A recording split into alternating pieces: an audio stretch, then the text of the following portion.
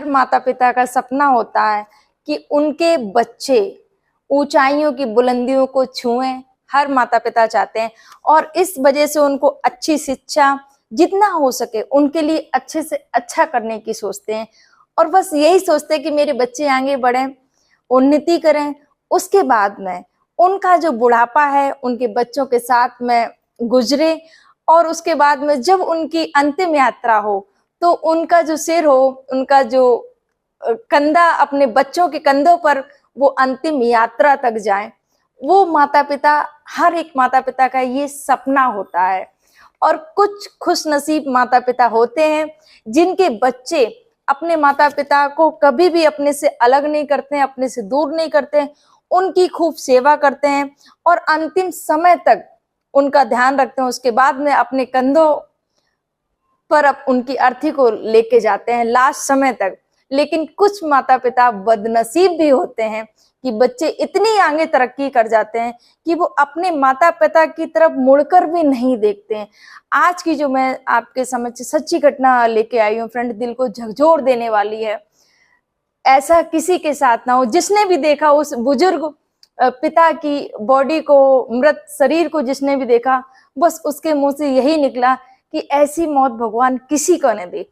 क्या है ये सच्ची घटना, बने रहे पूरे वीडियो में। फ्रेंड्स, वीडियो पर नए तो प्लीज वीडियो को लाइक और चैनल को सब्सक्राइब जरूर कर देना। आप सभी को मेरा प्रणाम। मैं सरिता राठौर। कैसे हैं आप सभी? आशा करते हैं आप सब अच्छे होंगे। आज की जो मैं सच्ची घटना बताने जा रही हूँ, यहाँ पर एक बेटा अमेरिका में रहता है, दूसरा बेटा बेंगलुरु में रहता है और पिता जो होते हैं और जो छोटा बेटा बेंगलुरु में जो रहता था, उस बेटे के साथ में जो पत्नी थी वो रहा करती थी। लेकिन यहाँ पर जो वो वृद्ध जो बुजुर्ग थे वो अपने पैतृक घर में रहा करते थे। एक होता है ना कि जब जिस घर में हमने अपने जीवन को काटा हो तो फिर लगता है कि नहीं, और रहता ही है बुजुर्गों को कि नहीं हम वहीं रहेंगे। फिर आप कितनी भी उनको अच्छे से कहीं भी रखो लेकिन उनका मन जो रहता है कि लगता है कि नहीं हम अपने घर में ही रहेंगे। यहाँ पर ऐसा ही था। ये जो बुजुर्ग थे जिनकी उम्र थी 75 साल, ये उत्तर प्रदेश के कन्नौज की ये घटना है। सदर कोतवाली इलाके मोहल्ला जो पड़ता है ग्वाल मैदान के अरुण कुमार मिश्रा जी, जिनकी उम्र 75 साल बुजुर्ग थे। ये पहले कानपुर की एक फैक्ट्री में काम करते थे। उसके बाद में इनका जब रिटायरमेंट हो जाता है तो उसके बाद में ये इनका जो पैतृक घर था जो कन्नौज में, फिर वो अपने वहां पर उसी घर में वो रहने लगते हैं कि इसके बाद में इनका जो एक बेटा जो सबसे बड़ा बेटा है वो अमेरिका में अपने बीवी बच्चों के साथ में रहता है। जो दूसरा बेटा है वो बेंगलुरु में जॉब करता है एक निजी कंपनी में। और जो इनकी पत्नी है रेखा देवी, वो छोटे वाले बेटे के साथ में रहती हैं। यहाँ पर ये अकेले अपना जीवन यापन कर रहे थे। जैसे कि वहां के पड़ोसियों ने बताया कि ये बहुत सालों से अकेले ही रह रहे हैं। 6 साल से ये अकेले रह रहे हैं, कोई भी नहीं रहता है इनके साथ में। यहाँ पर ये जो आसपास जो लोग थे उनको स्मेल आना शुरू हुई, बदबू आना शुरू हुई, अजीब से बदबू आ रही है। सारे लोगों ने अपने आस पड़ोस देखा कि बदबू कहाँ से आ रही है। जो उनके जो भतीजे थे अरुण कुमार मिश्रा के, उनको लगा कि कुछ ना कुछ तो गड़बड़ है। वो गए, उन्होंने दरवाजा खटखटाया क्योंकि 3 दिन से कोई हलचल नहीं हो रही थी घर में से, और ऊपर से ये बदबू। सारे अड़ोसी पड़ोसी इकट्ठा हो जाते हैं। दरवाजा खटखटाया क्योंकि वो अकेले रहते थे। जब दरवाजा खटखटाया, जब दरवाजा खोला नहीं तो उनको कुछ वो हुआ कि कुछ ना कुछ तो गड़बड़ है। जब उनको लगा तो फिर तुरंत वो पुलिस को फोन करते हैं कि घर से बहुत ज्यादा बदबू आ रही है। उसी समय जो पुलिस आती है, पुलिस दीवार क्योंकि अंदर से बंद था दरवाजा, पुलिस जब दीवार फांद कर जब आंगन में जब नजारा देखती है तो उनके पैरों तले जमीन खिसक जाती है। जो रहते थे अरुण कुमार, जिनकी उम्र थी 75 साल, उनका जो शव था आंगन में पड़ा हुआ है। बगल में जो एक बाल्टी भरी हुई रखी है वो बाल्टी भरी रखी है और उनकी बॉडी से बदबू आ रही थी। जो गर्मी इतनी पड़ रही है। अभी बीते बुधवार की ये घटना है। 19/6/2024 को, जब बहुत ज्यादा क्योंकि गर्मी है और आंगन में पड़ा शरीर धूप में, और उसमें तो पूरी जो बॉडी थी वो सड़ रही थी उसमें, तो उसी की पूरी सब जगह बदबू आ रही थी। उसके बाद में पुलिस ने उस बॉडी को पोस्टमार्टम के लिए भेजा और जो अपनी जांच पड़ताल उसको शुरू किया।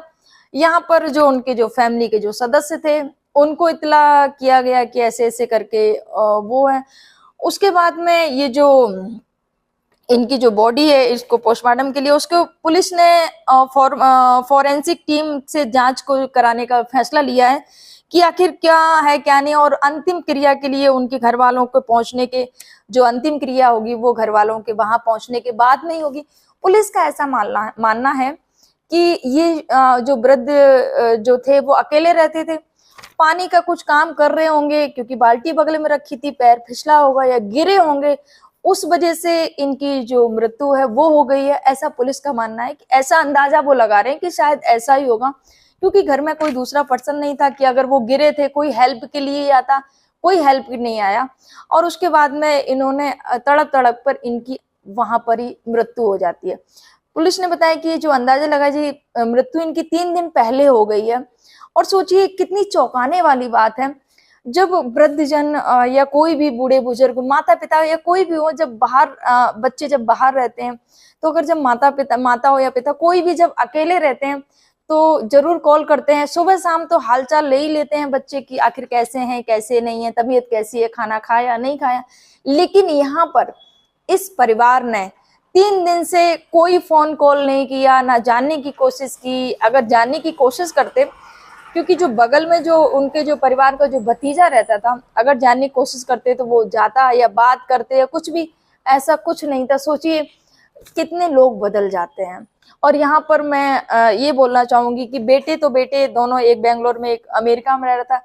यहाँ पर जो पत्नी थी जो रेखा देवी, ये अपने छोटे बेटे के साथ में रहती थी। मैं एक चीज मन में आ रही है कि भले बेटे अपने अलग अलग जॉब कर रहे थे, रह रहे थे, लेकिन यहाँ रेखा देवी थी, उनको उनका फर्ज बनता था कि अपने पति के साथ में रहना।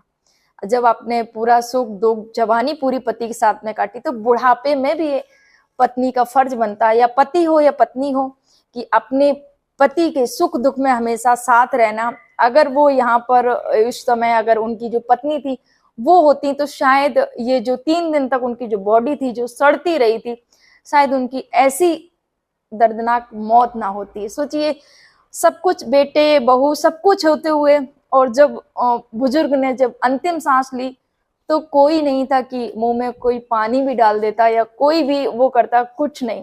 सोचिए बॉडी जब सड़ गई तो चारों तरफ जब पता चला कि ऐसे ऐसे करके सब मिला है अरुण कुमार मिश्रा का, तो चारों तरफ वो हो गया कि सोचिए भगवान, सारे लोगों ने बस यही बोला भगवान ऐसी मौत किसी को नहीं दे जो अरुण कुमार मिश्रा की हुई है।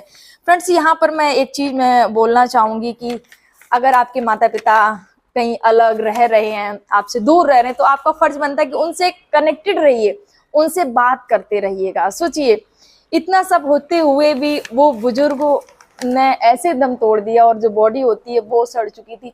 यहाँ पर बस यही बोलूंगी, हर माता पिता चाहते हैं उनके बच्चे कामयाब हों। बच्चों का भी फर्ज बनता है कि अपने माता पिता की बुढ़ापे में उनकी सेवा करना, उनकी देख रेख करना, ये आपका फर्ज बनता है, ये आपकी जिम्मेदारी बनती है। उन्होंने जब आपको इस काबिल बना दिया है, किस वजह से, कि माँ बाप यही सोच के अपने बच्चों को वो करते हैं कि बच्चे हमारे आगे बढ़ेंगे, बच्चे हमारा ध्यान रखेंगे, बच्चे हमारे उन्नति करें। लेकिन जब बच्चे ही बूढ़े माँ बाप का जब ध्यान नहीं देते हैं, तो सोचिए क्या बीतती होगी उन पे। उनके साथ में जब ये हादसा हुआ होगा तो क्या सोच रहे होंगे। तो फ्रेंड्स, हर माता पिता बस यही सोचते हैं कि उनका जो बुढ़ापा है उनके बच्चों के साथ में गुजरे।